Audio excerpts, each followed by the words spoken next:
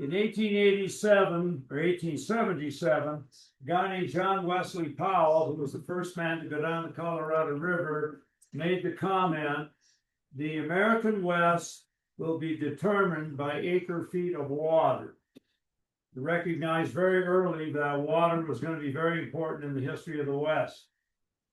And then, as more and more people began to come into the West, and especially into Southern California around San Diego and Los Angeles, it became obvious that water was even more important. And as a result, a lot of litigation occurred. Court case 1901-1907, decided by the U.S. Supreme Court, Kansas versus Colorado. Kansas said that Colorado was taking too much water out of the Arkansas River and depriving their farmers of water downstream. And the Arkansas heads above Leadville. Colorado won that case because Kansas couldn't prove that they had been denied the water. And one of the problems that Kansas had was when it was saying that they were being deprived of water, they were doing the same damn thing to Oklahoma downstream. This case took a lot of time, cost a lot of money, neither party got what they wanted. But it took another court case to finally figure out that litigation wasn't the way to go. And that was Wyoming versus Colorado, 1911 to 1922. This one took 11 years to decide, cost more money, and neither side got what they wanted. And this involved Wyoming suing Colorado because the people around Fort Collins in the Poudre Basin were trying to take water from the Laramie Basin and a tunnel, taking it underground from the Laramie Basin into the Poudre Basin. Now, the Supreme Court ruled that you can move water from one basin to another, but only if you have prior water rights. And Colorado only had 15,500 acre feet of water rights, not enough to build that tunnel. By then, both parties now knew, parties on the Colorado River, that litigation wasn't going to be the way to settle who got what. And as a result, in the hot summer of 1922 at Santa Fe, New Mexico, Secretary of Commerce Herbert Hoover brought all 7 representatives from the 7 states on the Colorado River and its tributaries together to decide who was going to get what. And the first thing that the Colorado River Compact, as it soon would be known, studied all over the world, you made, number one was you divided the states into upper basin and lower basin. The lower basin states where the waters flowed to Nevada, Arizona, California. The upper basin where the waters headed were New Mexico, Wyoming, Colorado, and Utah. The dividing line would be a place where a guy named John Lee ferried people across the Colorado River back in the 1880s. And it was known as Lee's Ferry or Page, Arizona. Anything below that is lower basin, anything above that is upper basin. That's number one. Number two, according to studies, the Colorado River, everybody thought, produced 20 million acre feet of water a year. An acre foot of water is 1 foot of water over 1 acre. Now, politics got in the way, and there really wasn't 20 million acre feet. Since 1922, there's been 14 million acre feet. But the upper basin states agreed to allow 7.5 million acre feet of water to go by Lee's Ferry down into the lower basin states. Colorado was very lucky to have one of the greatest water lawyers in the world as their representative, and his name was Delph Carpenter from Greeley.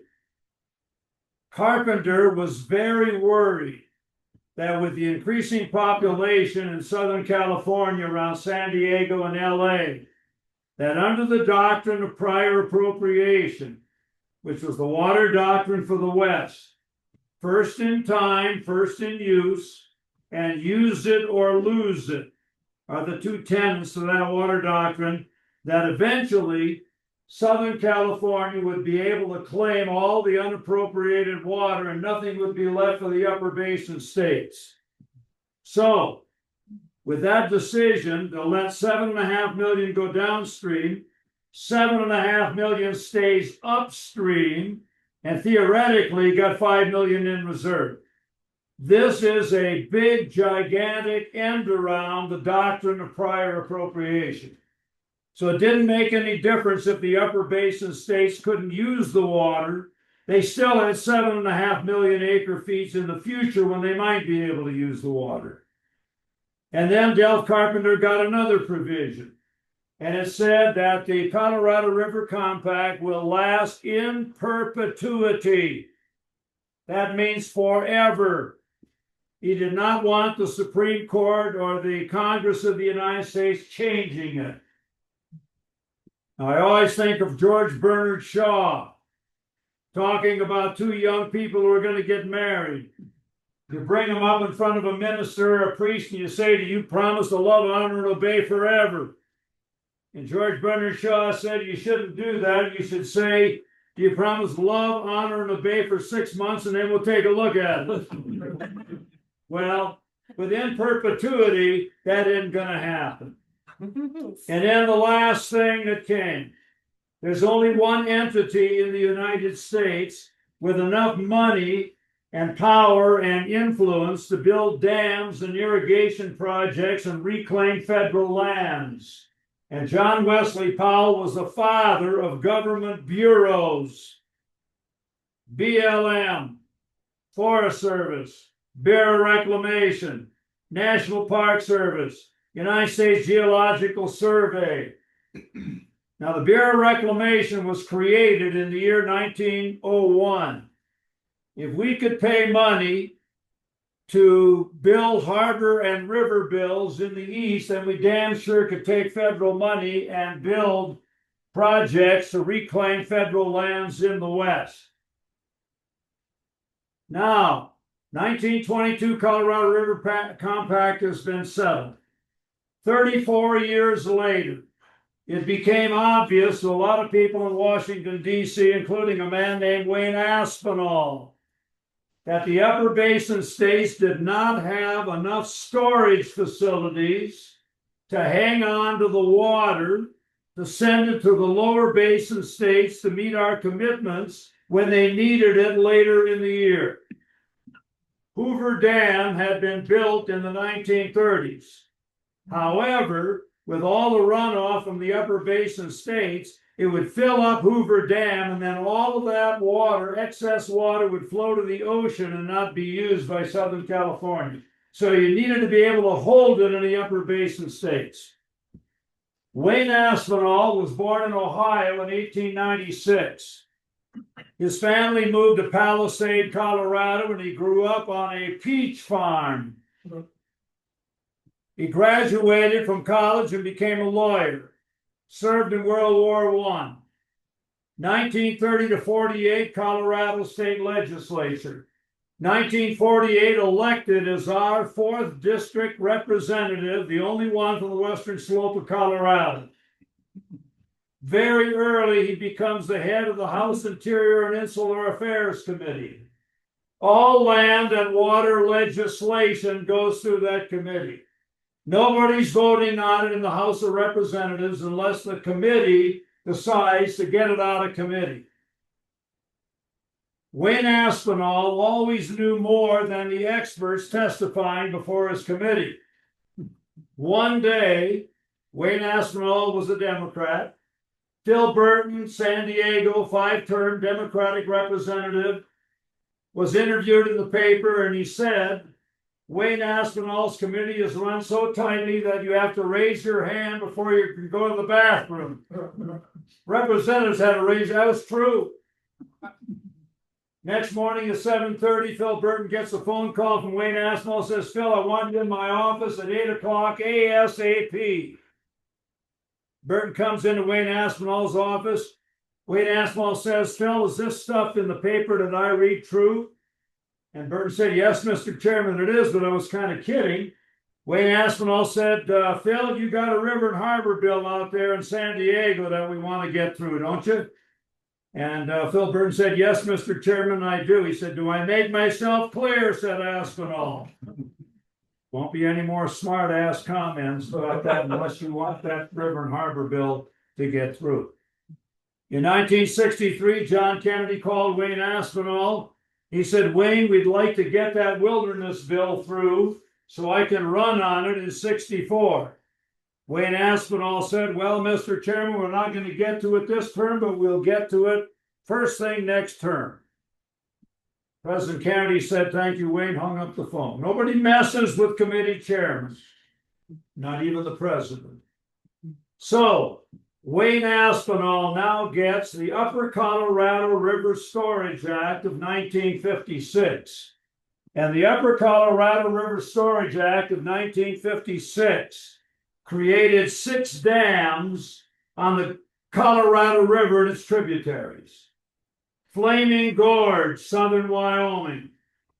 Navajo Dam near Farmington, New Mexico on the San Juan River.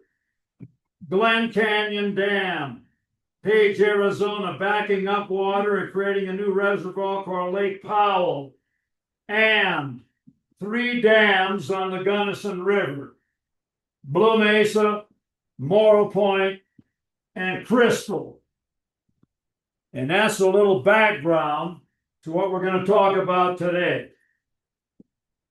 And that's how everything got started. Because when those dams went in, and Blue Mesa went in 1965, that meant that a lot of resorts and a lot of towns that existed along the Gunnison River are now going to be covered up by water. Now, I brought a book along. One of my good friends, a guy named Dave Primus. And Dave has written a book called Beneath Blue Mesa. And he covers every one of those resorts and every one of those towns. He did a fantastic job. So I'm just going to briefly go through the ones that are now covered up by water. Starting with Never Sink, which is west of town. And by Never Sink, they got a campground. And on that campground, that is where the Gunnison Poor Farm was. If you're poor and indigent, you go to the poor farm and the government takes care of you. We don't have them today, but we had them back then. And then you come to Cooper's Resort. And at Cooper's Resort, the most famous trout in the nation hung out below a big rock in a big pool of water. Written up in Sports Illustrated, his name was called Geronimo. Everybody thought he was maybe a 10 to 12 pound German brown. And a lot of people said they hooked him. And the newspaper one day said this, that trout now weighs 500 pounds because of all the lures in his body from the people who hooked him. The famous Geronimo, out by Cooper's. We're going west now. The next place is called Hierro or Aberdeen Junction. And that is where the Denver and Rio Grande Railroad have a 5-mile spur that ran out to the Aberdeen Granite Quarry.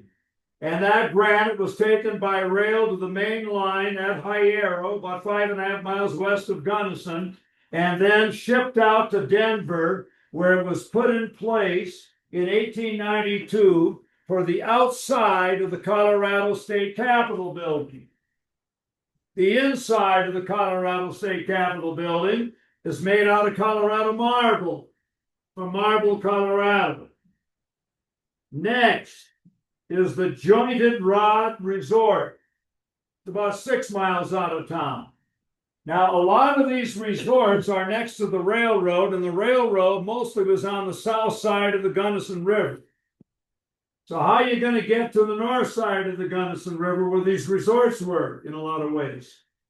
Well, you got there, and Pam and Tim Williams are here, and they got a boat at Island Acres. You got a boat, and you got a rope. When you go across the river, you always have to have the front of the boat against the water. And by pulling the boat, you went across the river. And if you didn't know what you were doing, you went into the river. Now, the first photo I'm going to show is a person on a chair going across the river. At high water, it was pretty dangerous. And then the next one to the west was called Fountain Place. And Fountain Place is right where the Beaver Creek runs into the Gunnison River. And it was named for a large fountain surrounded by elk antlers in front of the resort. And right there at Fountain Place, they had a fish hatchery, state fish hatchery. And 1 million eggs were taken to Pitkin or the Gunnison hatchery, and some went out to Denver, and then they hatched into fingerlings. And the fish hatchery was there for a long time. Now, at the Poor Farm, a family named Mensk, M-E-N-S-K, owned it. And they knew a guy who worked for him for a little while called Jack Dempsey. Jack Dempsey worked in the Gold Links mine in Ohio City. He worked in the Gunnison shoe store. He worked in the hayfields of Gunnison all the way out to Grand Junction. Born in 1895, became the heavyweight champion of the world from 1919 to 1926. All you need to know about Jack Dempsey is a famous fight he had against Jess Willard while Dempsey was the champion. Willard was 6'6", 250 pounds, and he was from South America. He was called the Wild Bull of the Pampas. What a great fighter. Dempsey about 6'1", 195. In the third round, Willard caught Dempsey with an overhand right and knocked him out of the ring into a bunch of sports writers and their typewriters. It took Dempsey 30 or 40 seconds to get back in the ring. He proceeded to knock Willard down 7 times and hit him when he was on his knees and knocked him out. Later in the locker room, they asked Jack Dempsey what he thought of as he disappeared between the second and third strands of the rope. And Dempsey said, "I remember the days back in Colorado and Utah when I fought on a Saturday night, and you never know who you're going to fight against." And he said, "Tonight I was fighting just like I was fighting back then. Tonight I wasn't fighting for the championship. I was fighting to keep from getting killed." Enough on Jack Dempsey. Then we came to Eagle Rock. It was named Eagle Rock because eagles hung out on the rock on the right side of the road. And then the Wilderness, which had a dance hall. Lee Spann, a rancher west of town, told me about a great fight that occurred at the Wilderness between Glenn Songer from Crested Butte, a miner, and a rancher whose name he couldn't remember. The fight started in the Wilderness, came out to the lawn, came out to the edge of the river, and finished off in the Gunnison River. Those are the kind of things that could happen. You go to Elmont for a dance, and the ranchers and the miners, there was always a fight. Always. Then you came to Elkhorn. Then you came to the town of Iola. Then you came to the Rippling River Resort. Then you came to the Stevens Ranch and the Lady of the River Resort. Now they got a place called Stevens Point. And at Stevens Point, 2 brothers named A.K. and P.T. Stevens had a cattle ranch. And P.T. Stevens decided to raise sheep. And he and a guy from Utah brought in 1,000 sheep. And they were going to bring them in and keep them there until they had lambs and then move them out. And they'd been warned by ranchers not to do it. This is 1901. In August of 1901, 20 cowboys with masks on their face and the horses' hooves shod came in, tied up the 2 sheep herders, and then with iron drills and hammers killed 1,000 sheep. And then left with the admonition, they better be out of here in 10 days, otherwise we're going to take care of the rest of them. That was all part of the cattle-sheep conflict that occurred in the Gunnison country. One of the big areas was up on the Slate River by O.B. Joyful. Same thing happened. Taylor Park, same thing happened. Cattle-sheep conflict. Then you come to the sunny side. Oh, incidentally, P.T. Stevens, that was enough for him. He left to go out to California. And 40 miles to the east of L.A., to the west of L.A., he decided that he would build a home. And then he began to irrigate. And he raised onions. And then he began to raise other stuff. And pretty soon, the climate was so good that he built a hotel. And a lot of people began to come in from LA, including some movie stars. And they got a tram there today. It goes up to 7,000 feet. And P.T. Stevens has a monument to him because he is the father of Palm Springs, California. That's where he went when he left the Gunnison country. Palm Springs. Then we come to Kezar, the town that I'll talk about momentarily. Then it's Tex Lodge. And then it is Trout Haven. And then it is Savoia. And then it's Saponara. Now at Savoia, the Moncrief family came in and bought Mr. Carpenter out. J.J. Carpenter was bought out. And the Moncriefs owned that ranch. And the Moncrief family, still around, the Moncriefs have a ranch west of Gunnison. They made the movie Dallas based on Tex Moncrief, became one of the great oil men in the U.S. after 17 dry wells. He and a guy by the name of Amon Carter, who owned the Fort Worth Telegraph newspaper, collectively now owned Carpenter's ranch at Savoia. Carpenter had sold it out to them. Carter wanted to get out and sell. Moncrief didn't. So they played a card game to decide who was going to be able to make the decision. And it was called Show Low. And if you're driving to Phoenix, high above Phoenix, about 1,100 feet, you go right through a town called Show Low, Arizona, near Snowflake. Show Low means that each guy draws one card, and whoever's got the lowest card wins. Amon Carter drew a 6. Tex Moncrief drew a 3. Bought Amon Carter out.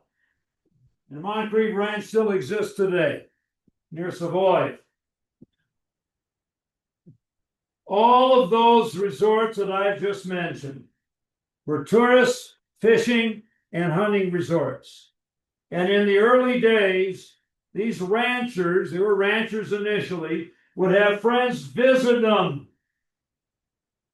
And they stayed to fish and to hunt. And one of the ranchers told me, those people forced me to build cabins. And the ranchers built cabins. And that's how the resorts got started.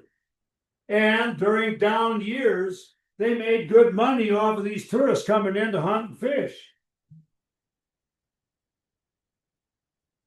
In the early days, in the 1880s, and I've got photos of it, every spring, sands, metal screens would be placed across the Gunnison River west of town. And 1.5 to 2 tons of suckers would be taken out and put on the bank to die so the trout would survive.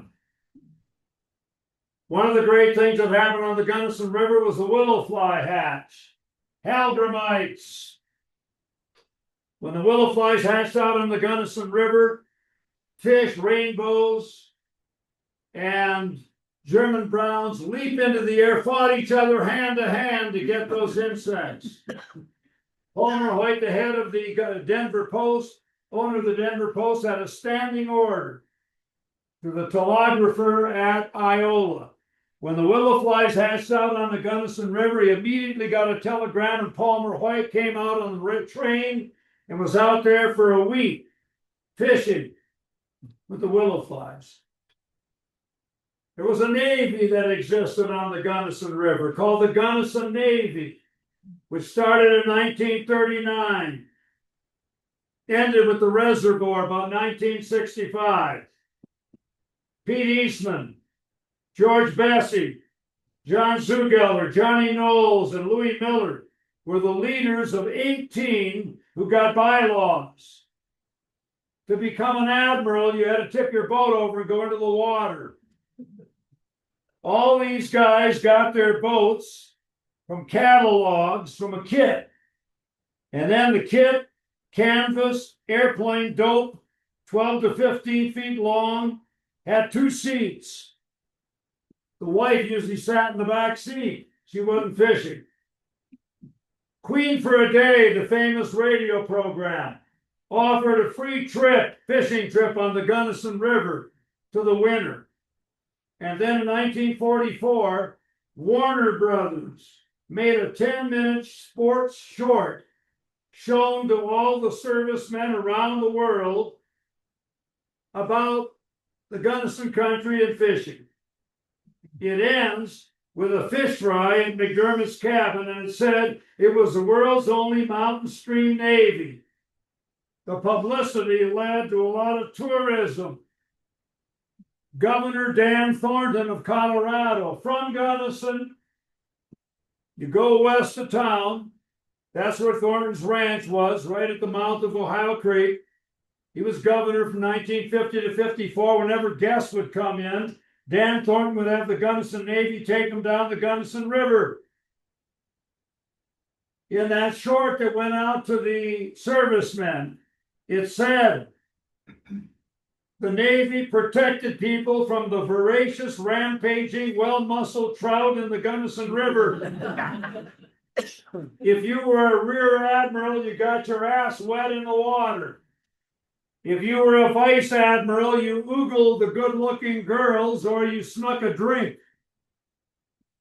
If you didn't have a kit and a canvas canoe and you had a rubber raft, that was called an elastic Commodore. You rode a rubber raft. Now, one thing I didn't mention, right by the Lake City Bridge, Vulcan is a great gold town to the south.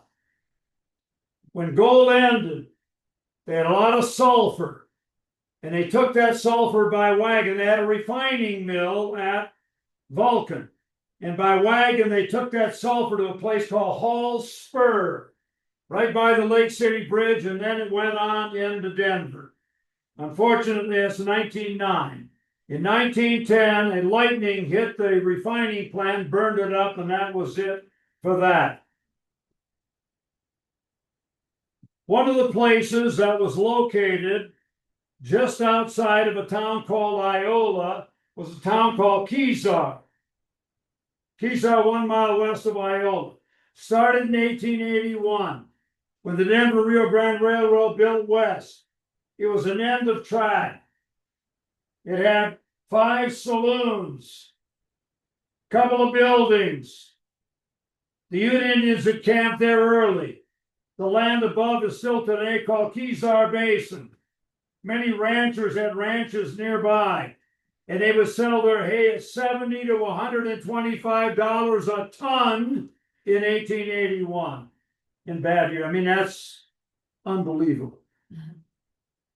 In 1882, Kezar had 5 saloons, a general store, 2 boarding houses, and a dance hall. When the railroad moved on, Kezar life ended after 3 weeks. All it was an end of track. And a lot of those buildings were now moved to Iola.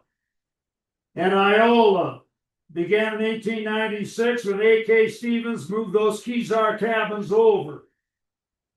4 hotels, post office, school, store, 100 people, stockyards, depot, sidetrack of 627 feet.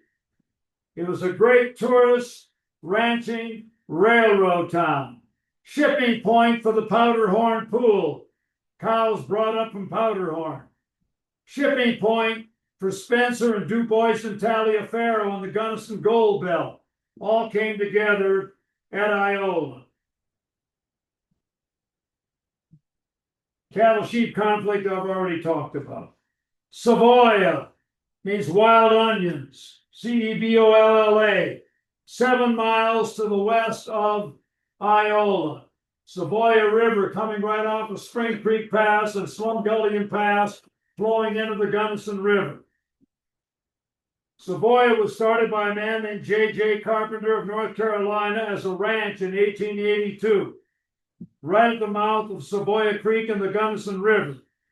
He built the Sportsman's Lodge right there and 20 cabins right along the Gunnison River. And when you go north of town, going out of Gunnison, if you look on the left side of the road, you're going to see a yellow building and it says Savoia Apartments. That was the Sportsman's Lodge that was moved there when the reservoir came in. The original lodge burned down in 1902, but was rebuilt for $8,000 in north of Gunnison today. At Savoia, they had an orphan cub bear named Nellie that had great fame throughout Colorado. She would crawl up a small post where she would be rewarded with a bottle of beer. When she died in 1913, she got a stone monument there and headlines in every newspaper in the West. Captain James LeCount sent logs down Savoia Creek to the Denver and Rio Grande main line. That also happened to a lot of other streams in the Gunnison country. Those logs were used for mine props and railroad ties and cabins. Now, where I come from in Michigan's Upper Peninsula, I come from a great logging area, copper country, iron country, and those guys who sent logs down Savoia Creek had spikes on the bottom of their shoes. And they would be on those logs in the river as they went downstream. And their job was, with a big lance, keep logs from jamming up on curves so they didn't have a log jam. They call that burling today, B-I-R-L-I-N-G. And out in Lake Michigan, where I'm from, every 4th of July, they have a contest. They got two guys on a log with the spikes, and they spin the log trying to knock the other guy off. And if you're good, you can make the water foam. We got a guy named Billy Olson when I grew up, 6-time world champion in burling. So you can imagine coming down to Savoia Creek with these guys on the logs. In the year 1912, J.J. Carpenter's son, Howard Carpenter, went out on a hunting expedition near Steuben Creek. Steuben Creek is right by the Lake City Bridge, and you go off to the right. He is with 3 other guys and a Catholic priest named Father O'Farrell from Montrose. This is in October of 1912. O'Farrell and Howard Carpenter were together and they went up on the West Ridge. A shot was heard at about 4 in the afternoon. When O'Farrell came back to join the others, he said he had shot a hawk. Howard Carpenter never came back. The next day, the Carpenter family searched, but 4 inches of snow had fallen. And they searched for the rest of the year, and including part of next year, never found them. 1921, 9 years later, a guy working at a sawmill up Steuben Creek was out hunting and he shot a rabbit. And when he went out to get the rabbit, he saw bones and clothes. And that was Howard Carpenter.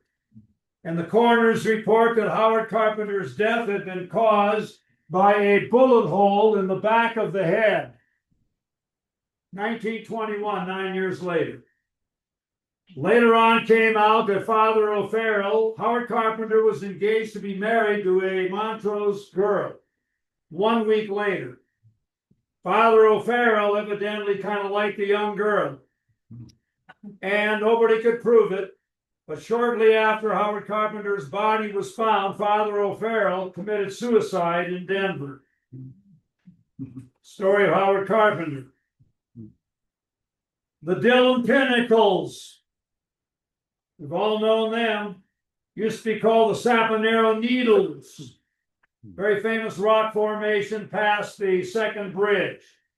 And then we come to Saponero, named for a sub-chief of the Ute Indians, located right where the Lake Fork runs into the Gunnison River. And there are the famous 4 bridges at Aspinall, and that picture hangs in Wall Street. Automobile bridge to Montrose, automobile bridge to Lake City, railroad bridge to Montrose, railroad bridge to Lake City, all within 100 yards of each other, and you'll see that photo in the slides.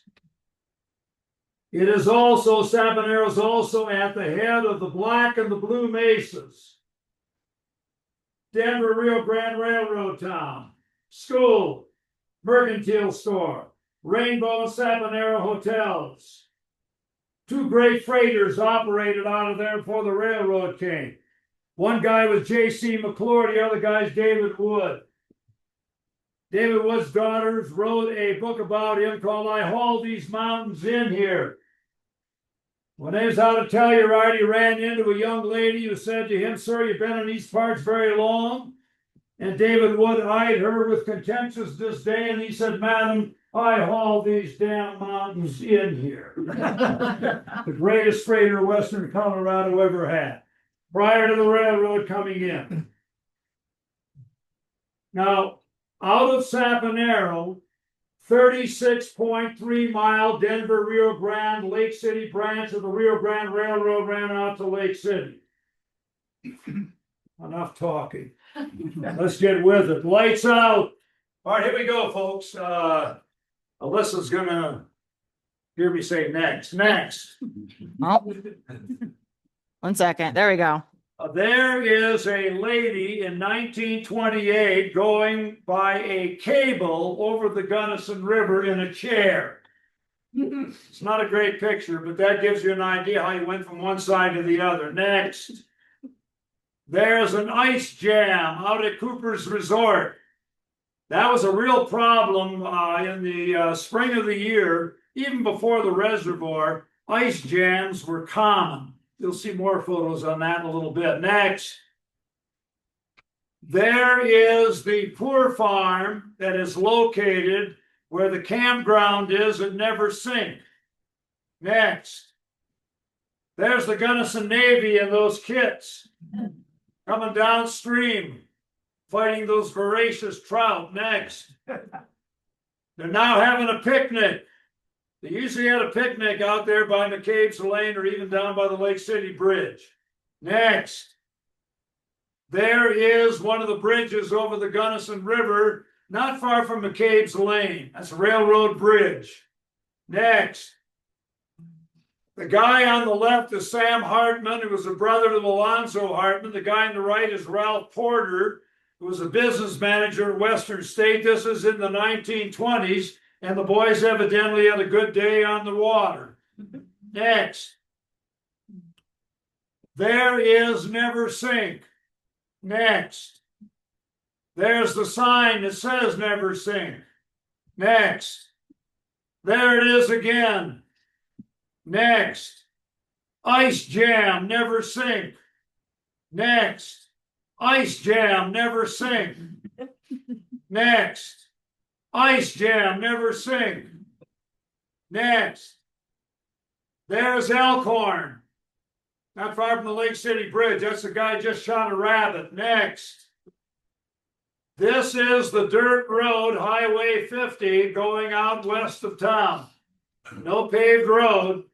That goes way back. Next. There it is again, dirt road, west of Gunnison. Next.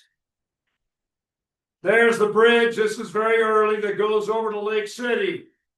Before, obviously, the dam. Next. There is Eden's Resort. Again, not far from the Lake City Bridge. Next. Eden's Resort again, E-D-E-N. Next.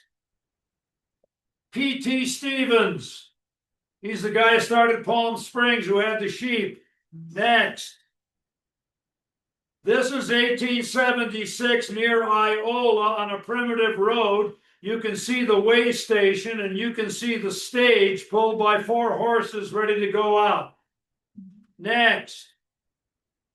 There is a wagon train going out of Iola in 1876. Next. This is not far from the Lake City Bridge, and to avoid an ice jam, they have dynamited the Gunnison River, and you can see the explosion. One of my jobs in the summer on construction was blowing stumps and rocks up with dynamite. And I can tell you, you got to be careful with dynamite. There's a reason why they freeze it. You give me a little nitroglycerin when dynamite sweats, and we'll take care of a lot of places fast. Next, there is the bridge that ran over the Gunnison River at Iola. Next, same bridge. Next, there is Iola, some of the homes and the garden in front. Next, there is the Big Little store. You can see the writing at Iola. Next, there are women and men helping to put up hay in the irrigated hay fields around Iola around the turn of the century. No baling, you're stacking. One of the problems the ranchers had was when the Denver Rio Grande Railroad ran through there, a lot of times sparks would catch the haystacks on fire. You had to be real careful. But just imagine when you go out to the reservoir, imagine that when I first got here in '62, beautiful irrigated hay meadows. Next, skiing at Iola during a good winter. The skis were 9 to 14 feet long. Guide poles were about 7 feet long. Next, there is Iola, one of the homes at Iola with a horse waiting patiently in the foreground. Next, there is the only shot I've ever seen of all of Iola. It's not a great shot, but it shows you. Next, there is the station at Iola and the bus ready to pull out, 1930s. Next, loading cattle. There are the corrals at Iola. Powderhorn Pool brings their cattle in. All the guys, the Mergelmans and the Blackstocks, bring theirs from Iola. They're going to ship them out on the Rio Grande in October. Next. And there they go. They've all been loaded up, and the Rio Grande train is headed out to the Denver stockyards. Next. When the reservoir came in, this is August 3rd, 1965, any buildings that weren't moved out were burned by the Bureau of Reclamation. Next, Savoya and the Sportsman's Lodge. Next, that's a great shot. There's the Rio Grande Railroad. There are those 20 cabins right along the Gunnison River to the left, and then right in the middle is the Sportsman's Lodge. Tremendous area. People came from all over the world. Some of the people who came incidentally, you stayed at the Sportsman's Lodge in different places along the Gunnison River. Bob Hope, John Wayne, Debbie Reynolds, Herbert Hoover, Alice Faye, Phil Harris of the great radio program, Ben Hogan, the great golfer. They all came in. Doris Day. Next. Cows grazing in 1964, 1 year before that was going to be filled up with water. Next, there is the railroad track near Savoya and the highway, dirt highway to the right of it. Next, 1952, that's one of the last runs of the Rio Grande near Savoya. Next, there is the depot at Savoya, Rio Grande Depot. Next, there are, I got it on the back, Mr. and Mrs. Ames waiting at the Savoya Depot to catch the Rio Grande. Next, great shot of the Sportsman's Lodge from afar at Savoya. Next, there it is. That's the one before 1902. It burned down, and then the original one you see north of Gunnison today is the new one. Next, Saponaro and the schoolhouse. Next, there is the Rainbow Hotel, one of the two hotels.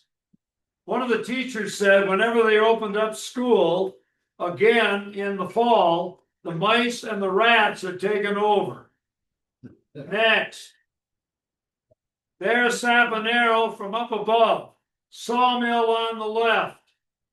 Rio Grande Railroad and Highway in the middle. All the buildings up there in the upper right. Next. There is the gas engine that went down the track, making sure that there were no obstructions. Gas power. Next. That is an advertisement for the Rainbow Hotel. Rate $2 a night. Next. There's the Rio Grande. There's the schoolhouse and some of the Aspinall buildings on the right. Remember, it is the head of the Black Canyon. That's where the Black Canyon starts. That's where they open up to the Black and the Blue Mesa. That's where you get to Lake City. That's where the four bridges are. Next. Cutting ice on the Gunnison River, not far from Aspinall. Every year, they had 5 ponds around Gunnison. Every year, they would have 5 cuttings, and they would have 25,000 tons of ice, 10,000 going to the Rio Grande. Before refrigeration, that's how you kept stuff okay. Every rancher had an ice house. Next. There's the bus waiting at Aspinall. 1930s. Next. There are the 4 bridges. You can see them down by the water and then above the water. Auto Bridge, Railroad Bridge to Montrose, Auto Bridge, Railroad Bridge to Lake City. Next. This is the Sangosti family. Some of you might remember Sammy Sangosti from Gunnison from years ago. He's the little kid on the second from the right. And his dad worked for the railroad, and that's the whole family at Aspinall. Next. Cowboy with a horse coming out of the Aspinall Saloon. Next. 4 people from Denver who had a good fishing day. The guy's name on the right is Johnson. I forget the guy's name on the left. Their wives are in the front. Next. And that's the last photo. That is Craig Goodwin, famous rancher. His soon-to-be wife, Millie Carpenter. And that's at the Rainbow Hotel in Aspinall. Enough said, everybody. Thanks for coming. Are there any questions anybody has? Yes, sir. Yes, ma'am. Were all those buildings and hotels and everything, were they all burned? No, a lot of them were moved to Gunnison. A lot of them became barns for some of the ranchers. But those that they didn't think were very good were burned, yeah. But they tried to make use of everything that they had. Yep. Anything else? Yes, sir. The Blue Mesa Reservoir has a water depth, and how much of that depth is the original canyon carved out, and how much of it is above that? Well, the biggest depth is near Aspinall at the head of the canyon. That's 300 feet. When you get out by Iola, you know, when it fills up, it's probably 20 or 30 feet. The Blue Mesa Reservoir has 46,000 acre feet of water. And they're just about ready to have a flush. So it'll be 1 day this year as opposed to 10 because it's a bad water year. And that flush goes all the way down through the Grand Canyon.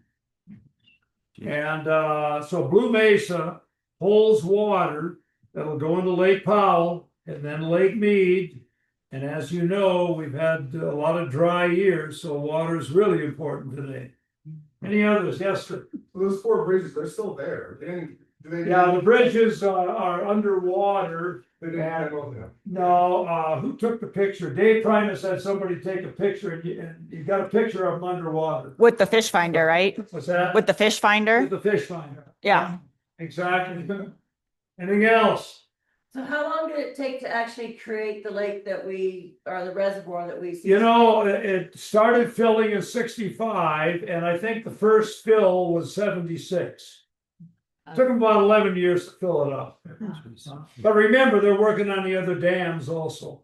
Mhm. When I came here in 62, I didn't know much about fishing.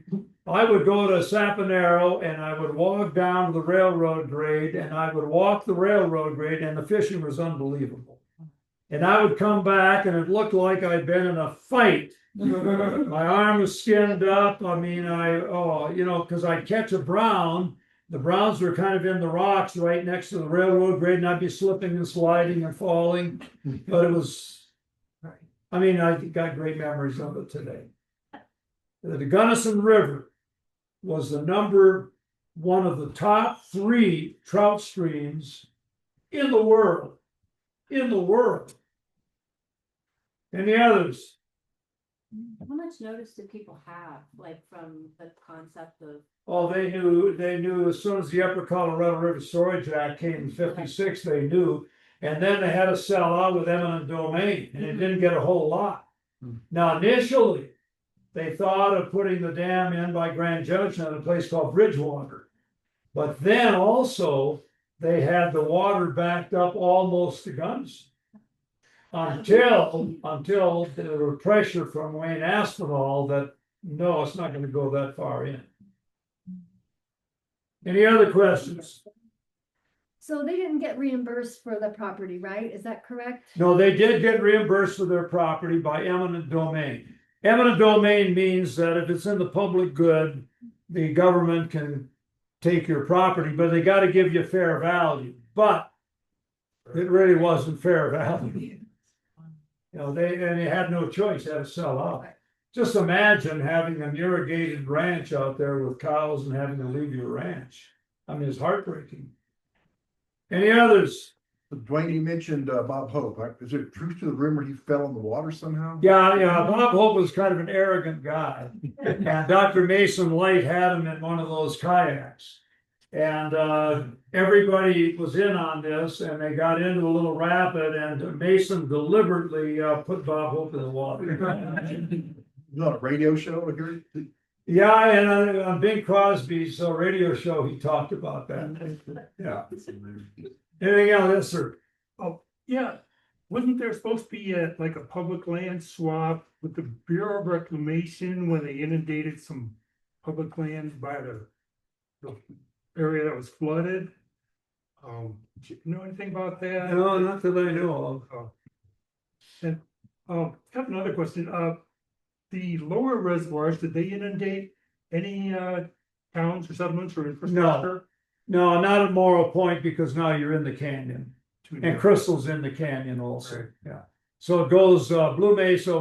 Blue Mesa is the one that holds the water. The others create electricity and help out a little bit. Any others? Yes. How much did the dam change the flow in the canyon?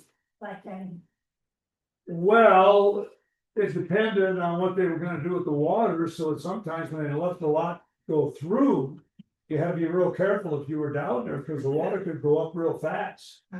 So they let people know what they were going to do. So it varied a lot. Today you walk down about 1.5 miles, but I've seen years when right below the dam, that water's shooting out of there and you can't walk at all. It kind of depends on the time of the year and the water situation. Historically, were flows higher? What's that? Historically, were flows higher before the dam? I went through the Black Canyon with 2 friends in 1972. We always thought we were the first ones to go all the way. We were the second ones to go all the way. 2 guys had gone through Barsh and Gorsuch in 1934. I got a picture of myself at a place called the Narrows. It's a real tricky spot in the canyon. And I got my oar and I'm standing there and my oar is way above my head. And there is a ring on the canyon wall, like a ring on the bathtub. And that's how high the water was historically. We think that it got up at least to 9,300 cubic feet of water going through. When we went through, it was 2,700. I wouldn't go through at 2,800. 9,300, it'd be. And it'd be great in a way because it would cover up some of the waterfall, but if you got in the water, you're dead. Anything else? If not, thank you very much for coming. Quick question. Well, what day of the year has the maximum flow of the Gunnison? Well, I talked to the Upper Colorado lady today, June the 7th. Okay, But if you go back to 1880, it's June the 11th. okay. And we both talked about that today. I told her, I don't think we've hit the high water mark yet because it's been cold and rainy. If we get about 2 or 3 warm days, so it's me against her and the Upper Colorado River District. Yes, ma'am. Taylor down, they're gonna amp it up in July again also. Right now, they're letting 200 out of Taylor and there's 400 cubic feet at Almont. Incidentally, the Uncompahgre water users of Montrose, they own the 106,200 acre feet of water stored in the Taylor Reservoir. They can call for that when they want. Now, the second fill is in Blue Mesa. And that's because they won't have to lower the water and kill the fish in the Taylor. So the second fill is in there, but they own that. And then the Gunnison Tunnel, which was built from 1904 to 1909, the longest irrigation tunnel in the world, 6 miles underneath Vernal Mesa from East Portal in the canyon by Morro Point, all the way out to Lawani, about 8 miles out of Montrose. That water has saved. There would be no towns with names like Delta, Pea Green, Olathe, Montrose, Kelowna, or Ridgeway. Because there's not enough water in the Uncompahgre River. And now the Gunnison Tunnel, that's another story. Maybe I'll do one for you guys a little later on the building of the Gunnison Tunnel. Yeah. That was the first great Bureau of Reclamation project in history. The first major Bureau of Reclamation project in history. What year again? 1904 to 1909, they built it. Now, if you got claustrophobia, you don't want to go in, but I've been in illegally once with the ditch rider and legally once with the county commissioners at 6 miles in a pickup through. Oh, cool. And it's fantastic. I've heard that Gunnison downtown used to be at the river where First Street, Second Street, Third Street is now, and that would have modeled Iola, these are all these others, right? Is that true? No. Okay. The original cabins in Gunnison were north of the present town. Okay.